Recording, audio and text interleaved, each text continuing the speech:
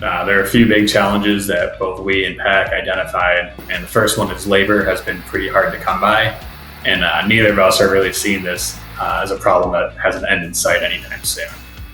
So when positions aren't being filled for already pretty low margin business, it's very problematic. Then one of the other things we noticed is this is a very repetitive job or work that's being done, and there's not traditionally a lot of value add that needs to happen during this process. This makes it a very easy process to automate, and one that typically has a very good ROI because it's one, very repetitive, and two, robotics and AI can do it very efficiently.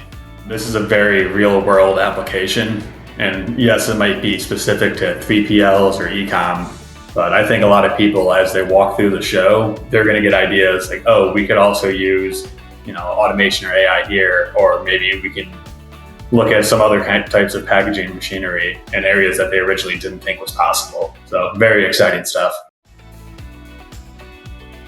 Watch the full episode on our website at pacmachinery.com.